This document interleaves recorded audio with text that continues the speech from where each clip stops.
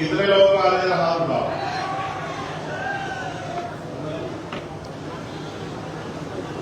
जय सतनाम।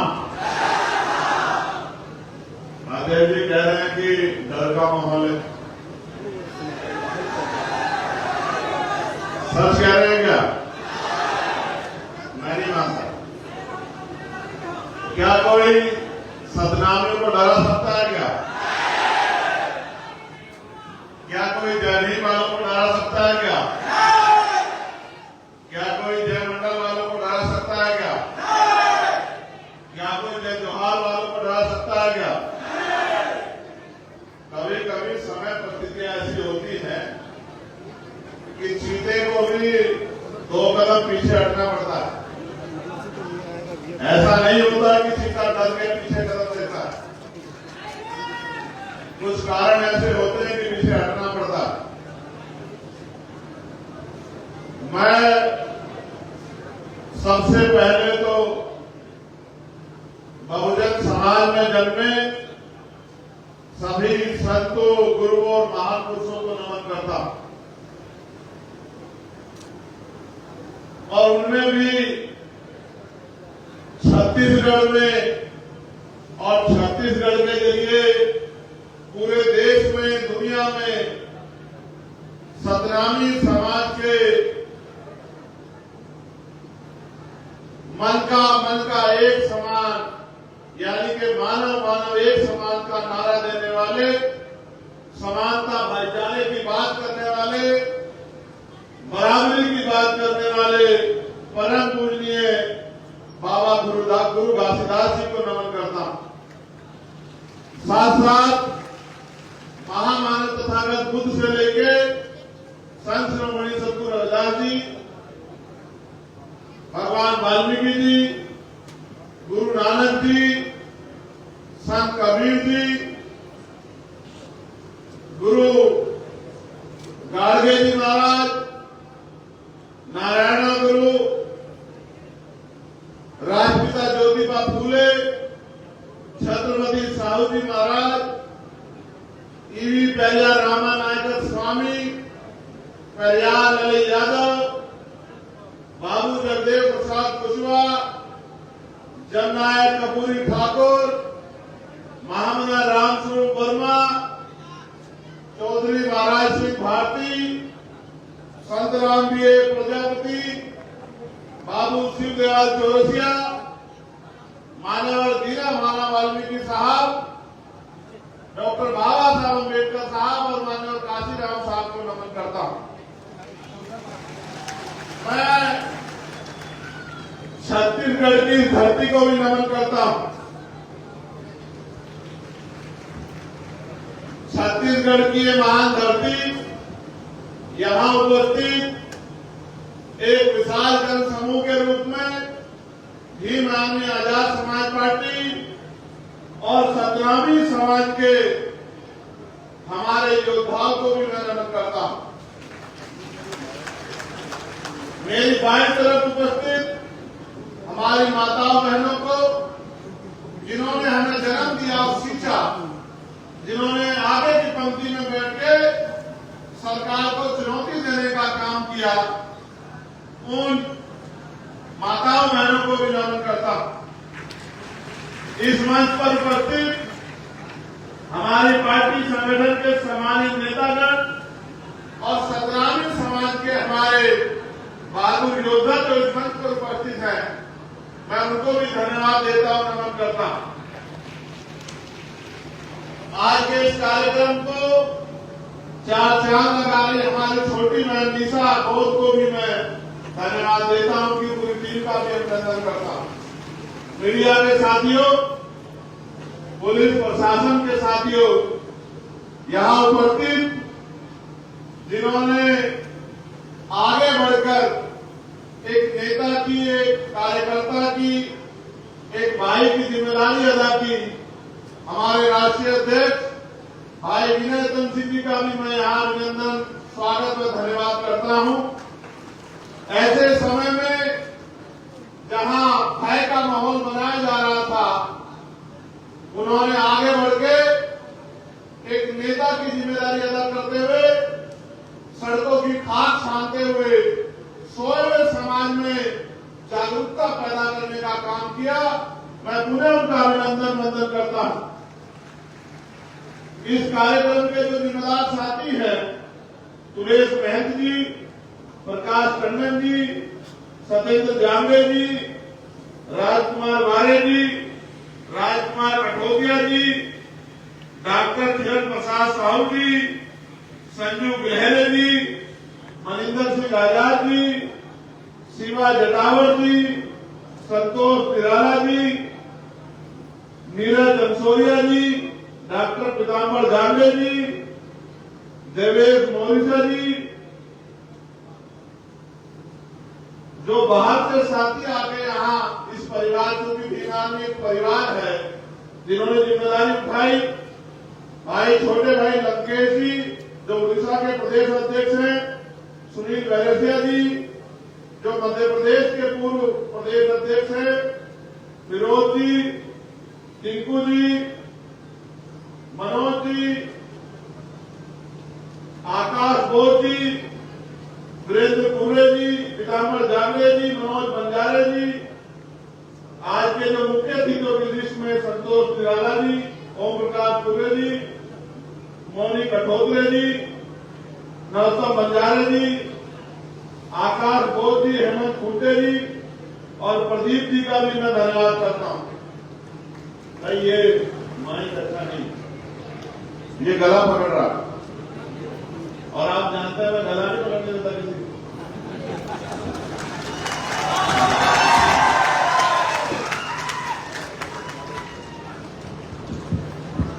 नहीं बढ़ गया।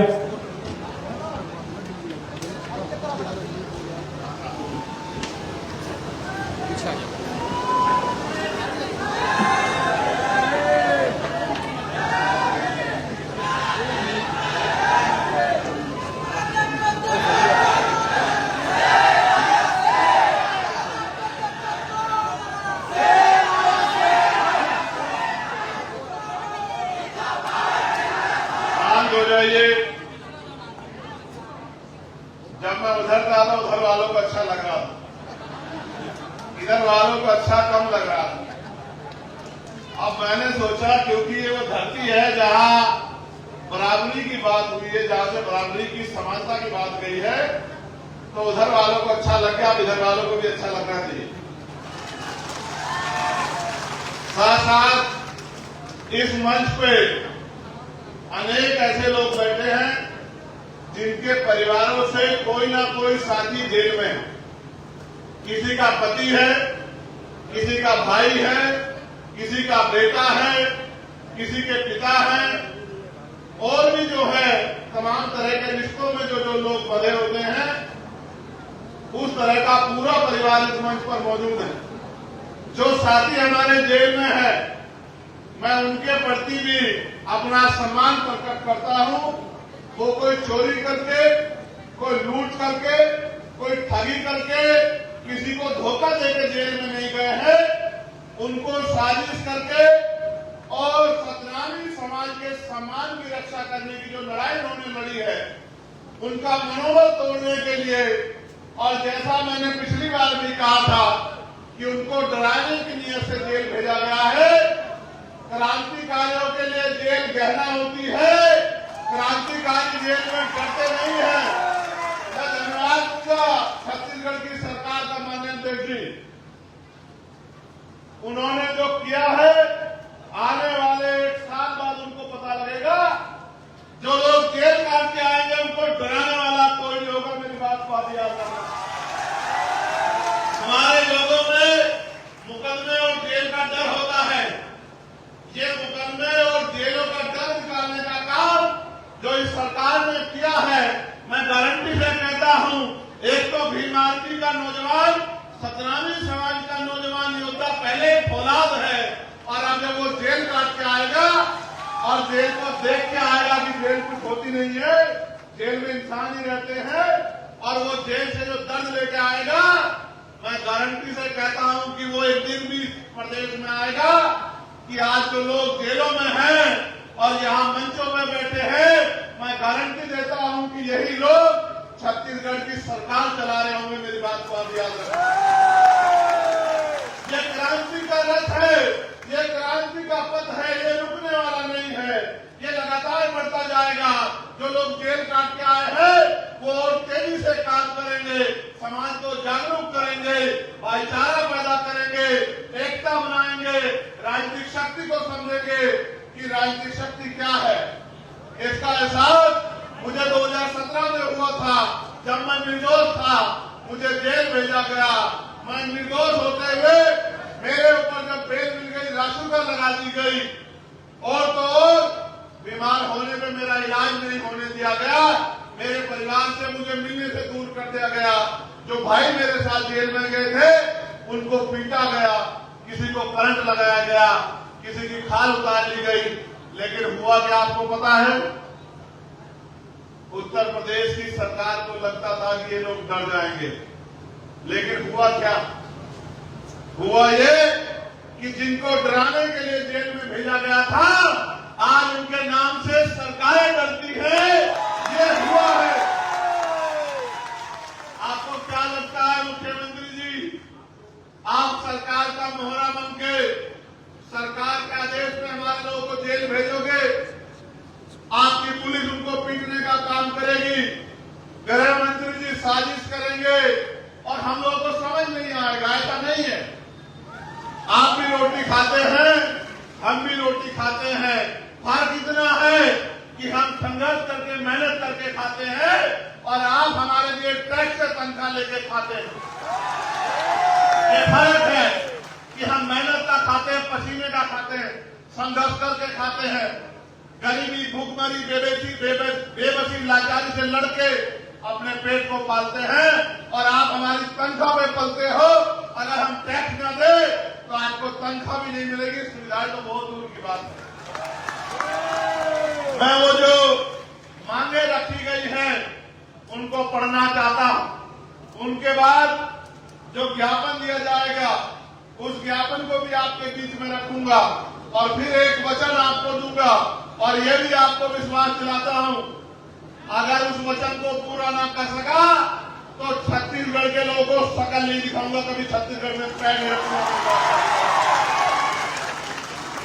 एक ही खूबी हम लोगों में, हम भीम आर्मी के लोग जब जवान देते हैं तो जान देते हैं, अपनी जवान को छोटी नहीं होने देते। मेरी बात को याद है।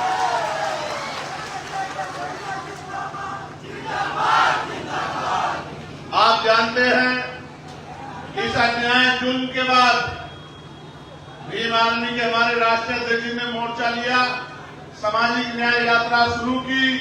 ये उसका प्रथम चरण है। ये प्रथम चरण उन लोगों को दिखाने के लिए है जिन लोगों को लगता था कि डर जाएंगे। अभी इसके बाद 3 चरण और होंगे, और वो 3 चरण हम लोग कोशिश करके सितंबर माह में ही पूरा कर लेंगे। उसके बाद क्या होगा मैं आपको बताऊंगा। हमारी पहली मांग ये है सामाजिक न्याय यात्रा के जरिए कि अमर गुफा में जैद खान को काटे जाने के पीछे क्या षड्यंत्र है। अगर ये सच का सच में ईमानदार है और दोषियों को सच में पकड़ना चाहती है तो उनको इस घटना की सीबीआई जांच करानी चाहिए। बलौदा बाजार में एसपी कार्यालय व जिला कलेक्टर ऑफिस में आगजनी के पीछे क्या षड्यंत्र है, उसकी भी सीबीआई जांच इस सरकार को करानी चाहिए।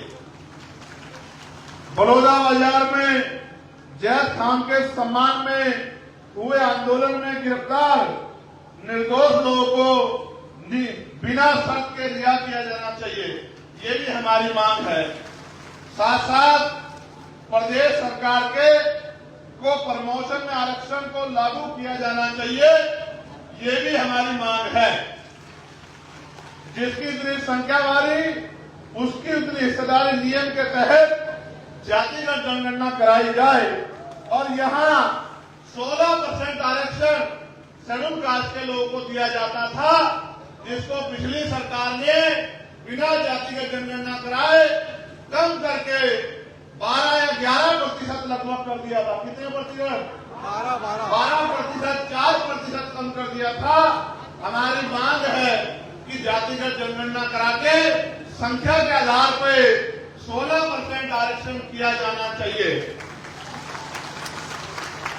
छत्तीसगढ़ प्रदेश में दैनिक मजदूरों को बढ़ाकर न्यूनतम वेतन 700 रुपए किया जाना चाहिए। बिना 700 रुपए न्यूनतम वेतन के 7 या 21 लगभग 20,000 रुपए कम से कम एक परिवार को वेतन के तौर पर मिलने चाहिए। जो व्यक्ति काम करता है तभी जाके वो परिवार सम्मान से जो है रोटी की व्यवस्था उनके घरों में हो पाएगी। साथ साथ प्रदेश में निःशुल्क शिक्षा की व्यवस्था की जानी चाहिए और समान शिक्षा व्यवस्था लागू की जानी चाहिए। चाहे किसान मजदूर का बेटा हो, चाहे मुख्यमंत्री, विधायक, मंत्री या कमिश्नर, डीएम, एसपी का बेटा हो, सबके बच्चों को सरकारी स्कूल में शिक्षा देनी चाहिए, जिससे कि सरकारी स्कूल में बेहतर से बेहतर शिक्षा आए। साथ साथ प्रदेश में निजीकरण के नाम पर सरकारी प्रतिष्ठानों को बेचने के खिलाफ, निजीकरण के सहारे आरक्षण समाप्त करने के षड्यंत्र के खिलाफ भी हम लोग हैं। निजीकरण खत्म किया जाए और सारे निजीकरण जिनका हो गया है उनका राष्ट्रीयकरण किया जाए, ये भी हमारी मांग है और उसमें आरक्षण कोटा लागू किया जाए। मंडल कमीशन की सिफारिशों को पूर्णतः लागू किया जाए और गैर संवैधानिक क्रिमी लेयर को समाप्त किया जाए। साथ साथ प्रदेश में अल्पसंख्यकों के ऊपर और अल्पसंख्यकों में भी मुसलमानों और आदिवासियों के ऊपर जो मॉब लिंचिंग की जा रही है, या जिस तरह से अन्य प्रदेशों में भी बुलडोजर चलाकर उनको आर्थिक नुकसान और उनको डराया जा रहा है, ये बुलडोजर प्रणाली को भी पूर्ण रूप से खत्म किया जाना चाहिए, ये भी हमारी मांग है। साथ साथ प्रदेश में ज्यादातर सड़क दुर्घटनाएं आवारा पशुओं की वजह से हो रही है, जबकि सरकार के द्वारा इनके लिए कई करोड़ों रुपए की गौशाला के नाम पर आवंटित की गई है। उनकी जांच कराकर आवारा पशुओं को गौशाला भेजना चाहिए, जिसकी वजह से प्रदेश में जो सड़क दुर्घटनाएं हो रही है उन पे रोक लगे। आप ये जानते हैं, मैंने ये महसूस किया है, जहां जहां भारतीय जनता पार्टी की सरकार है वहां इंसानों से ज्यादा इज्जत पशुओं को दी गई है। इंसान सड़क दुर्घटना में मर जाए कोई बात नहीं, जानवर को नुकसान नहीं होना चाहिए। हम तो जानवर को भी प्रेम करते हैं, मगर जिस परिवार का कमाने वाला चला जाता है उस परिवार का क्या होता है, सरकार को इनके बारे में भी सोचना चाहिए। सोचिए, अपनी रेंज में कोई परिवार का कमाने वाला चला गया, उसकी पत्नी का, उसकी माँ का, उसके पिता का, उसके बच्चों का क्या होगा? उनको पढ़ाई कहाँ से मिलेगी? उनको खाना कहाँ से मिलेगा? उनको बीमार होने पे इलाज की व्यवस्था कहाँ से होगी? उनके लिए कपड़ों की व्यवस्था कहाँ से होगी? उनके सम्मान की रक्षा कहाँ से होगी? इस बात का भी जवाब सरकार को देना चाहिए। तो पशुओं से प्रेम करें, अच्छी बात है, लेकिन इंसानों से भी प्रेम करना चाहिए, ऐसी मेरी मांग है। साथ साथ गरीबी रेखा से नीचे जीवन यापन करने वालों को जीएसटी से मुक्त करना चाहिए। साथ साथ SC/ST के सर्टिफिकेट पर देखो, मेरी बात सुनो, जातिवाद तो दूर नहीं हुआ, छुआछूत तो दूर नहीं हुआ, इतने बड़े बड़े आंदोलन चले, 17वें आंदोलन, फिर भी जातिवाद छुआछूत है। लेकिन छत्तीसगढ़ में भी और देश भर में भी बहुत सारे लोग SC/ST का सर्टिफिकेट बनवा के सामान्य जाति के लोग और SC/ST के नाम पे नौकरी करते हैं। इसका भंडाफोड़ भी छत्तीसगढ़ में हुआ था और हमारे जो नौजवान साथियों ने नगर होके प्रदर्शन करके सरकार के मुंह पे काली पोतने का काम किया था। सरकार को इसकी जांच कराई जानी चाहिए। अभी तक आरक्षण का कोटा पूरा नहीं हुआ और आरक्षण में इस तरह की चोरियां भी चल रही हैं। साथ साथ हमारे जो साथी आंदोलन को गति देने का काम कर रहे हैं, उससे पहले यहां 1950 से पूर्व शासकीय दस्तावेज मांगे जाने को निरस्त करवाने के बाबत जो है, यानी कि महाराष्ट्र के जो महासमाज के लोग इधर आ गए हैं उनको SC/ST का सर्टिफिकेट, SC का सर्टिफिकेट नहीं मिलता है। उनको 1950 से पहला सर्टिफिकेट मांगा जाता है, शासकीय कागज मांगे जाते हैं। उन्होंने भी ज्ञापन दिया है कि हमें SC का सर्टिफिकेट मिलना चाहिए। एक बात मुझे मीडिया के माध्यम से जरूर कहनी है, हमारे नेता ने यहाँ मौजूद है, मैं वचन देकर कह रहा हूं,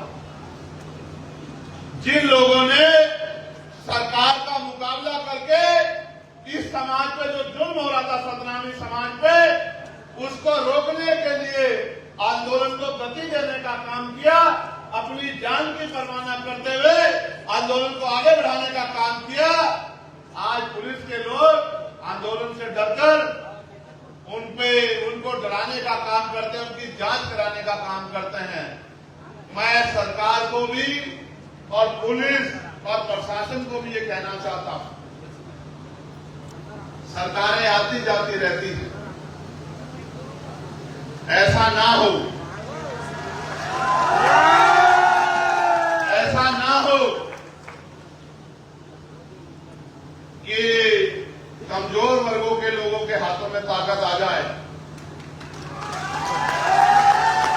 कानून सर्वोच्च करो, संवैधानिक व्यवस्था के अनुरूप करो, कोई बात नहीं, वरना मेरा ये संदेश याद रखना कि रिटायरमेंट के बाद भी जांच होती है, मेरी बात को आप याद रखना।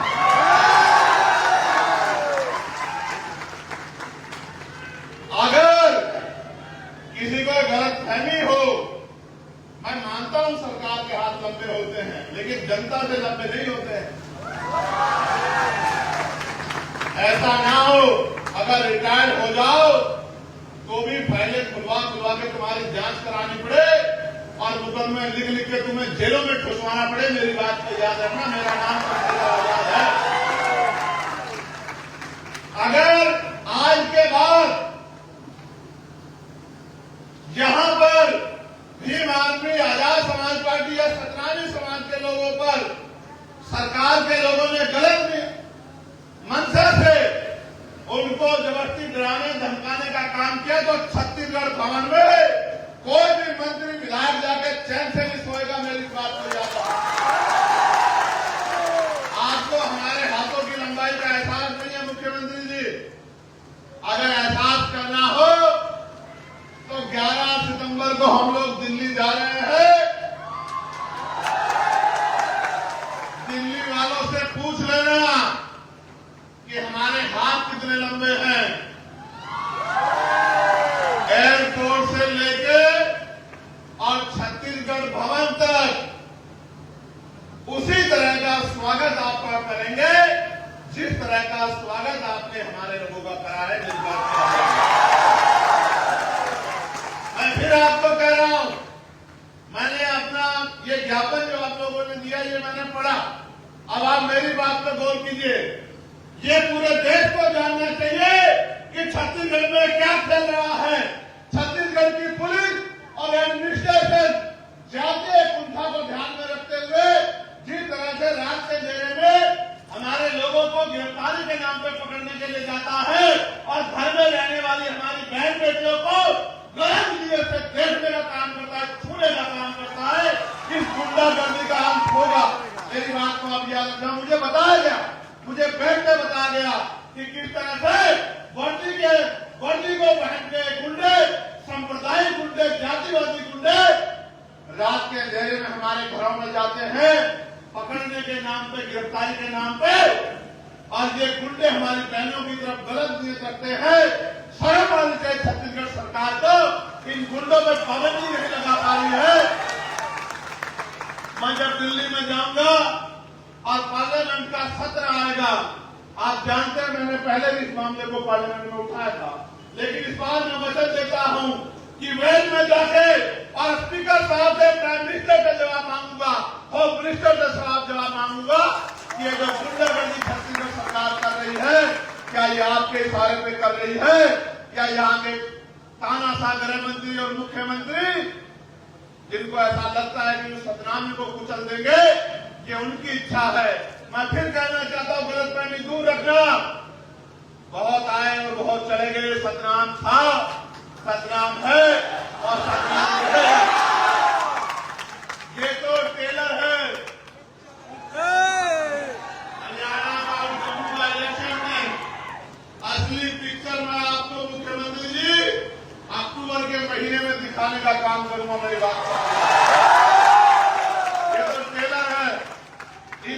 इस काम को राष्ट्रीय जगह में आगे बढ़ाया है।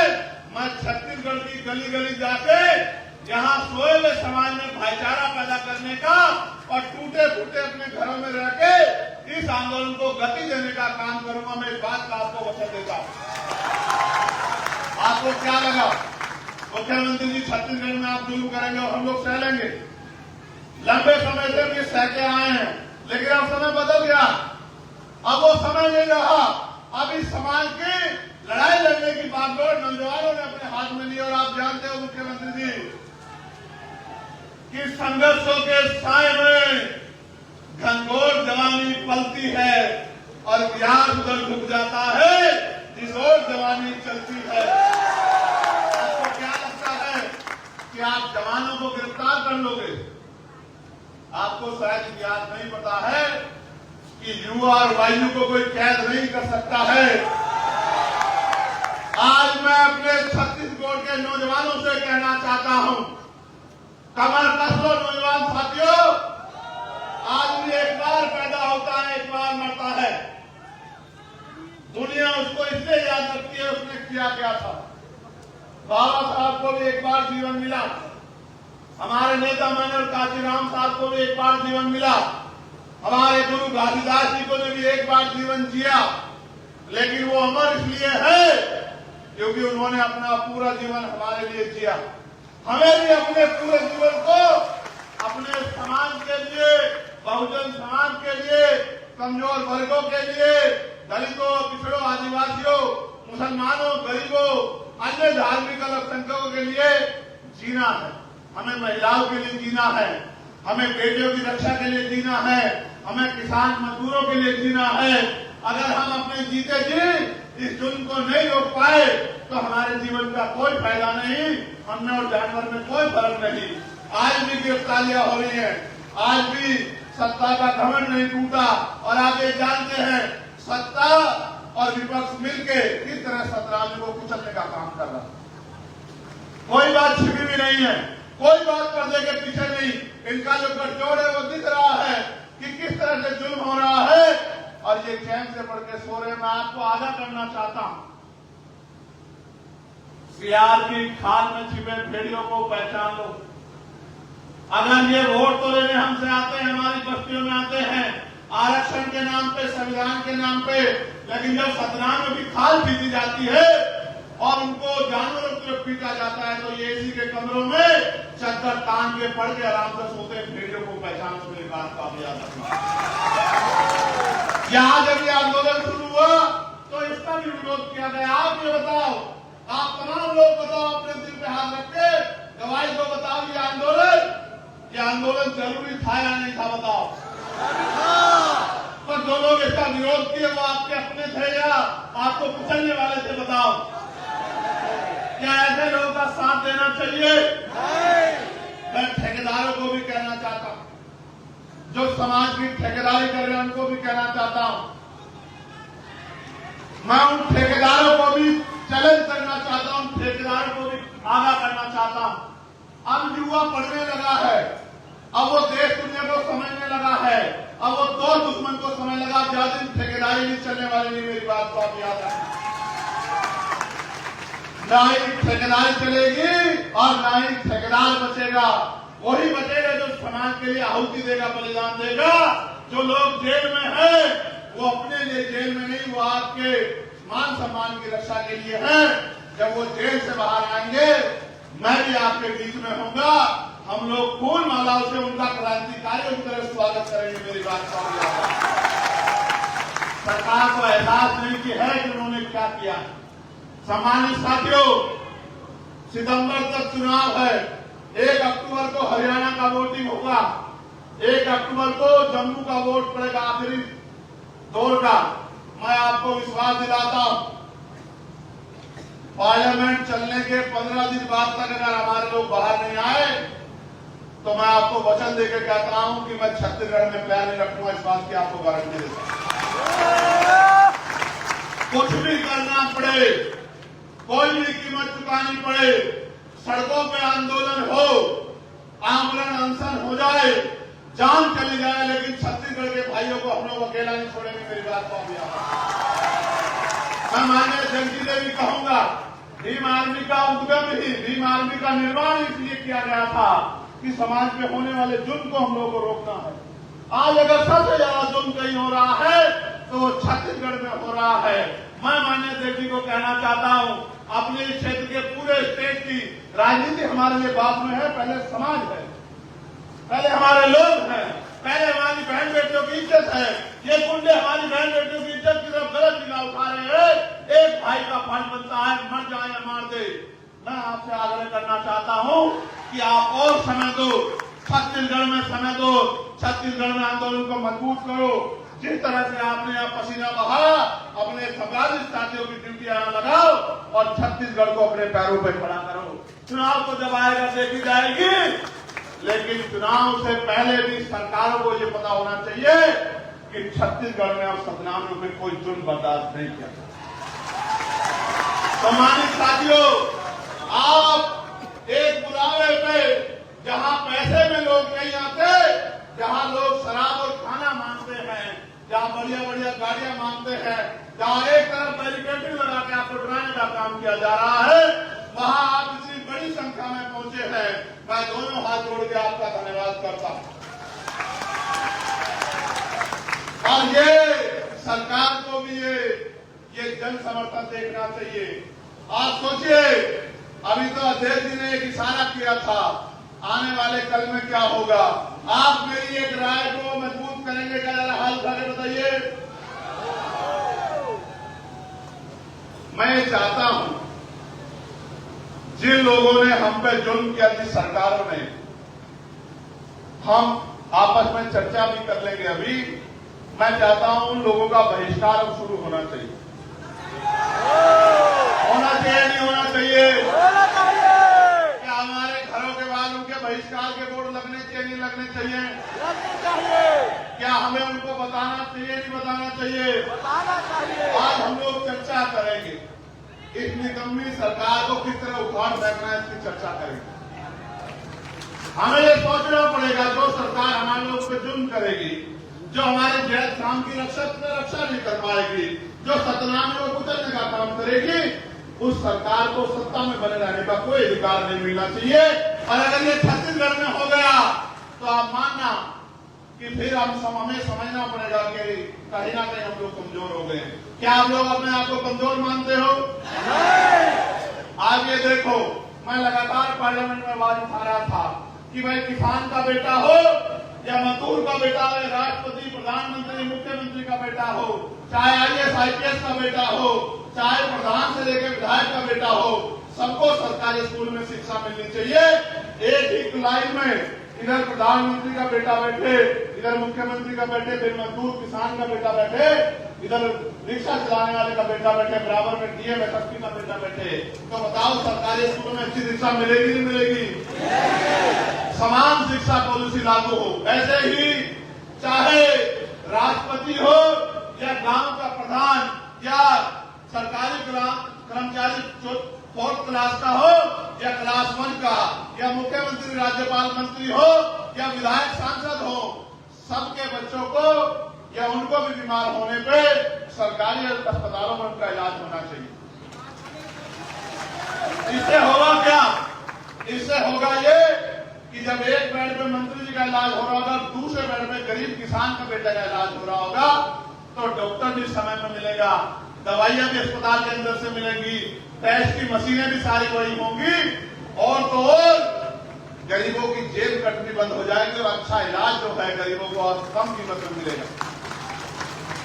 इस देश में कब तक गरीब लाचार रहेगा? हमने ये भी मांग करी कि निजी क्षेत्रों में भी SC ST OBC के लोगों को आरक्षण की व्यवस्था होनी चाहिए, क्योंकि निजी क्षेत्रों में भी जो पैसा वो लोग आप कर्ज में देते हो या जो उनका टैक्स और पैसा माफ करते हो, वो सारा पैसा हमारे टैक्स का होता है, जो हम लोग GST के तौर पे या अन्य टैक्सों के तौर पे आपको देते हैं। इसलिए हमने निजी क्षेत्रों में भी आरक्षण की मांग की है। ये छत्तीसगढ़ है, छत्तीसगढ़। इस छत्तीसगढ़ में सतनामियों की क्या हालात हो गई, क्या आप देख रहे हो? क्या कारण नजर आता है आपको इसका? मुझे इसका कारण ये नजर आता है जो डॉक्टर बाबा साहब अम्बेडकर ने कहा था कि political power is the master की राजनीतिक सत्ता वो चाहती है जो आपकी सारी परेशानियां हल कर देगी। सोचिए, अगर 5 भी एमएलए आजाद समाज पार्टी के होते तो क्या ये निकम्मी सरकार सदनामियों को जेल भेज देती? अगर 5 भी एमएलए या 1 भी सांसद हमारा होता तो जेल के आगे खड़ा हो जाता कि जेल पहले मुझे भेजो तब मेरे किसी गरीब भाई को भेजना। लेकिन मैं क्या करूं, आपने जाति धर्म देख के निकम्मे लोगों को यहां नेता बना रखा। अरे निकम्मों को हटा दो और जो क्रांतिकारी जेल की सलाखों के पीछे है जब वो आ जाए उनको समर्थन देके उनको आगे बढ़ा दो। फिर देखो आपकी तरफ कोई आंख नहीं उठा पाएगा मेरी बात पे। मुझे नहीं बनना छत्तीसगढ़ में मुख्यमंत्री, मुझे विधायक एमपी नहीं बनना है, लेकिन दर्द होता है जब हमारे लोग गलत फैसला लेते हैं तो दर्द होता है। दर्द इस बात के लिए होता है कि हम किसी को नुकसान नहीं पहुंचाना चाहते। हम सामाजिक न्याय को मानने वाले लोग हैं, हम भाईचारे को मानव को एक समान मानने वाले लोग हैं। लेकिन हमारे लोगों के साथ इस तरह का जुल्म हुआ और पिछले 3 महीने में जो अन्याय यहाँ हुआ वो अन्याय 7 पीढ़ियों दर पीढ़ी हम लोग भूल नहीं पाएंगे। क्या आप भूल सकते हो जुल्म को? मैंने वो वीडियो देखी, मैंने जब जूते से यहाँ के पुलिस के कर्मचारी मेरे भाइयों को पीट रहे हैं, लाठियों से पीट रहे हैं, घरों से पशुओं की तरह खींच के लाके गाड़ियों में डाल दे रहे हैं। माए रो रही है, बच्चे रो रहे हैं, बहनें रो रही हैं, बेटियां रो रही हैं, लेकिन निकम्मी सरकार सदनामियों के ऊपर होने वाले दमन पे हंस रही है, खिलखिला के हंस रही है। जी तो बहुत कुछ करता है और आप जानते हो मेरी आदत को, बहुत कुछ जी करता है, लेकिन मैं आपसे कहना चाहता हूं संवैधानिक रहो।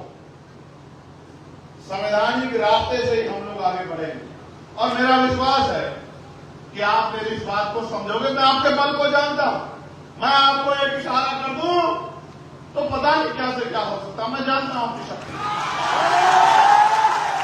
मैं जानता हूं कि छत्तीसगढ़ बंद हो जाएगा। मैं आपकी ताकत को जानता हूं, मैं सदनामियों के झंडे की ताकत को समझता हूं। मगर मैं ये भी बताना चाहता हूं कि हमें अपने गुरुओं के रास्ते पे चलना, हमें अहिंसा के रास्ते पे चलना, हमें सत्य के साथ संघर्ष के रास्ते पे चलना है और हमें दमन का जवाब गुस्से से नहीं देना, प्यार से देना। मैं आपके गुस्से को समझता हूं, आपके गुस्से जाके सब खत्म हो जाएगा, लेकिन मैं आपसे चाहता हूं कि आप अपने गुस्से को अपनी शक्ति बनाओ, अपनी ताकत बनाओ। जो जुल्म आप पे हुआ है, जुल्म को भूलो मत। इस जुल्म को यहां भी याद रखो, मगर यहां भी याद रखो कि जब आपको दमन किया जा रहा था, जब आपको मारा जा रहा था, जब आपको कुचला जा रहा था, कौन आपके साथ खड़ा था, कौन आपका मजाक बना था, ये भी आपको याद रहना चाहिए। इसलिए मैं आपसे अपील करता हूं, मैं आपसे वादा करता हूं, 1 महीने में ये हरियाणा का जम्मू का चुनाव खत्म हो जाएगा। भाइयों, मेरे कंधों में जिम्मेदारी है, अगर मैं वहां काम नहीं करूंगा तो इस तरह का जुल्म हरियाणा में भी होगा, जम्मू में भी होगा। मेरे कंधों पे जिम्मेदारी है कि मैं वहां राजनीतिक शक्ति का निर्माण करूं, आपके संरक्षण के लिए, आपके लिए संघर्ष करने के लिए, आपकी आवाज उठाने के लिए। बताओ मुझे पार्लियामेंट में सुनते हो नहीं सुनते तुम लोग? बताओ सबसे मजबूत है नहीं आपकी आवाज? बताओ। जब आपका भाई बोलता है तो आनंद आता है नहीं आता है? अब सोचो अगर ऐसे ही लोग आपकी असेंबली में, विधानसभा में चले गए। मैं तो अकेला हूं ना वहां, अकेला हूं ना, लेकिन याद रखना जब अगली बार 5 साल बाद चुनाव आएगा, अकेला नहीं होगा चंद्रशेखर आजाद वहां, मेरी बात को आप याद रखना। और जिस दिन मेरे जैसे 50 लोग वहां होंगे उस दिन आप देखना, आपका हाथ भी फैलेगा किसी का नहीं। किसी गरीब की बेटी पे जुल्म नहीं होगा, किसी को भूखे पेट सोना नहीं पड़ेगा, नौजवान का हाथ रोजगार के लिए फैला नहीं होगा, उसके हाथ में रोजगार होगा, मां बहनों का घर तक रोजगार पहुंचेगा, बेटियों का सम्मान होगा, किसानों को उनकी फसल के दाम मिलेंगे, न्यूनतम वेतन 1000 रुपए होगा, गरीबों की जिंदगी में खुशहाली आएगी। लेकिन हम उसके लिए संघर्ष कर रहे हैं। लेकिन आज जो लड़ाई है वो सम्मान की है। मैं आपसे कहना चाहता हूं, माननीय अध्यक्ष जी अगर आदेश करें तो 1 अक्टूबर के बाद ही हम लोग एक हफ्ते के अंदर ही छत्तीसगढ़ भवन का जोरदार घेराव करेंगे।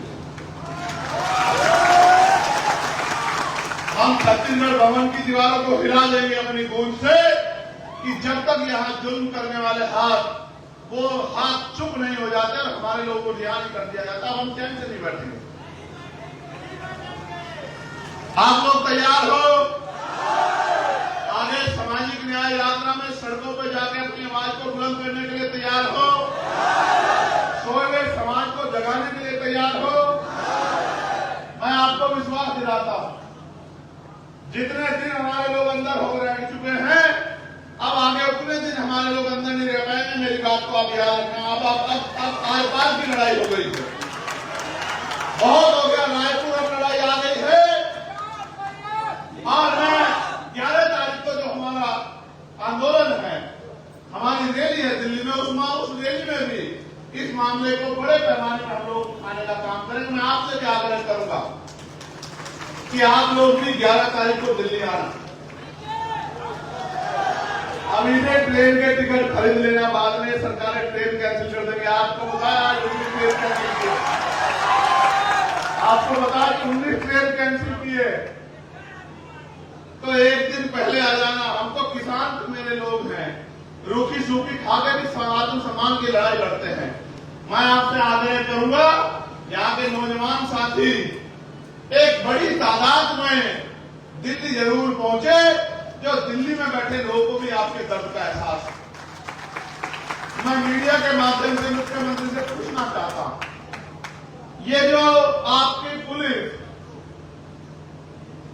जातीय मानसिकता से, सामंती मानसिकता से सतनामियों के घरों में घुस के गिरफ्तारी के नाम पे हमारी बच्चियों को जो गलत मंशा से, गलत दृष्टि से जो ये अपमान करने का काम कर रही है, क्या इसका जवाब आप दे सकते हैं? आप बेटी बचाओ बेटी पढ़ाओ की बात करते हैं। राष्ट्रपति जी ने भी कहा कि बंगाल में बहुत जुल्म हो रहा है, निःशब्द असहनीय। आज कल ही उपराष्ट्रपति जी ने भी लेटर लिखा, लेकिन ये जो नंगा नाच आपकी सरकार में छत्तीसगढ़ में हो रहा है, ये नहीं दिख रहा है सरकार को। ये राष्ट्रपति जी को, उपराष्ट्रपति जी को, प्रधानमंत्री, गृह मंत्री जी को उत्तर ये छत्तीसगढ़ की सरकार का ये गुंडा राज नहीं दिख रहा है। मैं आपको चैलेंज करके कहता हूं, ज्यादा दिन सतनामियों का सामना सरकार नहीं कर पाएगी। मैं अब जब भी दिल्ली में बैठूंगा तो देश को बताऊंगा कि किस तरह का जुल्म जो है वहां यहाँ की सरकार कर रही है। मैं बताऊंगा किस तरह से हमारी बहन बेटियों का अपमान पुलिस कर रही है, और पुलिस अपने आप नहीं कर रही, सरकार के इशारे पे कर रही है। ये बर्दाश्त नहीं किया जा सकता। आप यहाँ इतनी बड़ी संख्या में पहुंचे हो, मैं आपको पूरे धन्यवाद देता हूं। जो परिवार यहाँ उपस्थित है, जिनके बच्चे जेल काट रहे हैं, मैं उन बहनों से भी कहूंगा कि वो मंच पे सामने है परिवार, जिनके परिवार से बेटा बेटी पति भाई जो तमाम लोग जेल काट रहे हैं, उनको यहाँ सामने आना चाहिए। समाज को देखना चाहिए कि क्रांतिकारियों के परिवार कैसे होते हैं, संघर्ष के परिवार कैसे होते हैं, बलिदानियों के परिवार कैसे होते हैं। इन परिवारों को यहाँ क्रमबद्ध खड़े हो जाइए। इन परिवारों को आपको देखना चाहिए, धरना सेठ नहीं है ये। आ जाओ ऊपर, आ जाओ, जो वहां पर परिवार है उनका वो सामने आ जाओ, उनको व्यवस्था कराओ ऊपर बुलाने की, जो परिवार के लोग वहां। आप देखो ये छोटे छोटे बच्चे, ये बहने, ये बहते आंसू,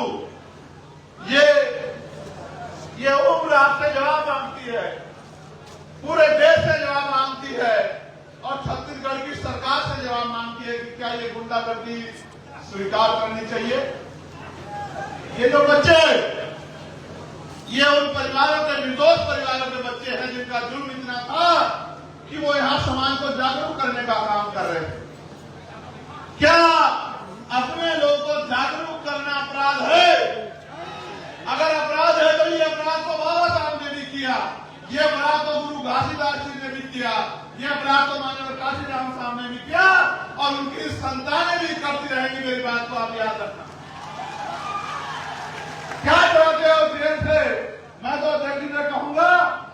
अक्टूबर माह में वो ऐलान कर दे कि सामूहिक गिरफ्तारी का।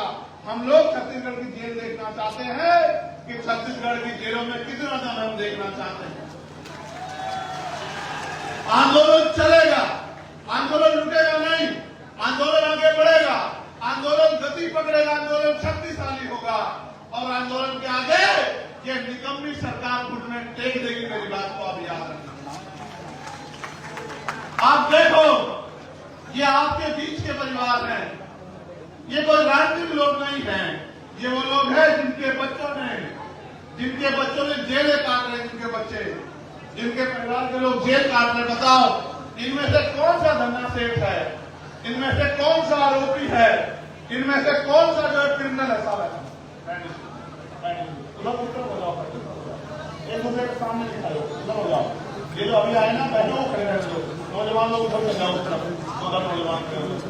आप समाज के लोग बताओ, अपने दिल में हाथ रख के गवाही को बताओ, ये किसी उद्योगपति के परिवार के लोग हैं, किसी नेता के परिवार के लोग हैं, या गरीब आपके बीच के कमजोर नौजवानों जो समाज की लड़ाई लड़ रहे हैं उनके बच्चे? बताओ, उनके परिवार के लोग बताओ, दोनों हाथ उठा के बताओ, ये समाज के वफादार परिवार है या ये समाज को धोखा देने वाले परिवार है? बताओ, क्या इन परिवारों का सम्मान होना चाहिए, नहीं होना चाहिए?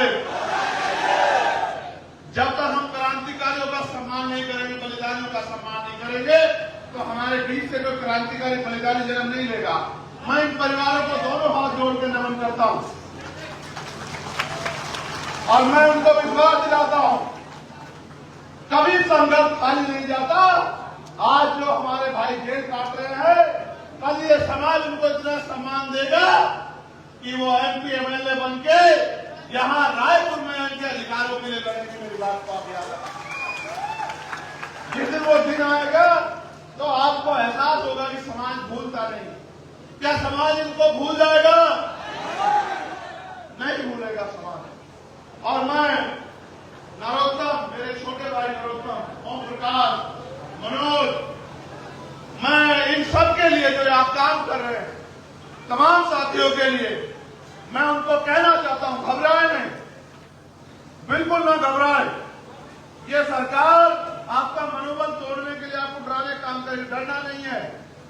एक दिन वो आएगा कि आप सरकार होंगे और ये लोग ऐसे बहुत दूर कहीं कुर्सियों से गिर खड़े होंगे। मेरी बात पे याद रखना।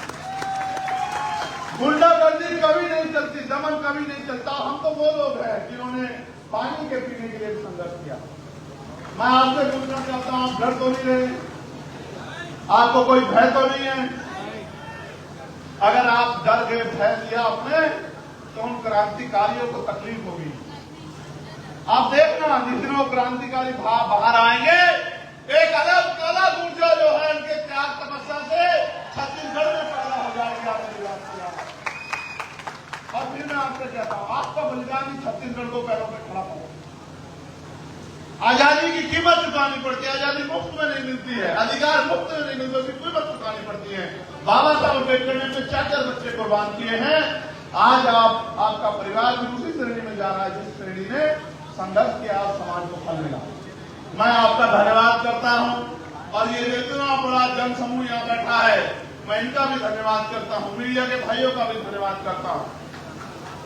और मैं यहाँ के अधिकारी, कर्मचारी और पुलिस के साथियों से भी कहना चाहता हूं, करो जितना जुल्म कर सकते हैं। तो आपने सुना था ना, जो शहीद आजम सरदार भगत सिंह ने कहा था कि सरफरोशी की तमन्ना अब हमारे दिल में है, देखना है जोर कितना बाजू हुए कातिल में, और वक्त आने दे बता देंगे तुझे है आसमां, हम अभी से क्या बताएं क्या हमारे दिल में।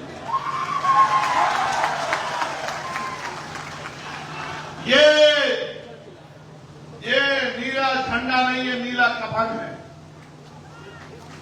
ये कफन हम लोगों ने अपने सर पे इसलिए बांधा है कि हमारे प्राण चले जाएंगे, लेकिन हम समाज पे जुल्म नहीं होने देंगे, उनके अधिकारों को छीनने नहीं देंगे।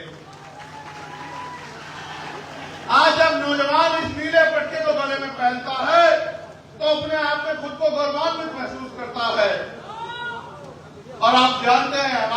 झंडा भी सफेद और नीला है। सफेद हमारे गुरु घासीदास जी का रंग और नीला हमारी क्रांति का रंग, और क्रांति और ये शांति का रंग मिलकर जो है ऐतिहासिक बदलाव छत्तीसगढ़ में करेंगे, ऐसा मेरा विश्वास है। मैं आपसे कहूंगा कि अब आप सब लोग जब जब आपको ऐलान किया जाएगा और आपको बुलाया जाएगा, जब जब सड़क पे संघर्ष होगा, जब जब सामाजिक न्याय यात्रा आपके क्षेत्रों से गुजरेगी, तो आप लोग क्रांतिकारियों का फूल मालाओं से स्वागत करोगे, ऐसा मेरा विश्वास है। बताओ, करोगे नहीं करोगे? कोई नाम पूछने लग जाएगा पुलिस का आदमी, आधार कार्ड देखने में डर तो नहीं जाओगे? पक्का?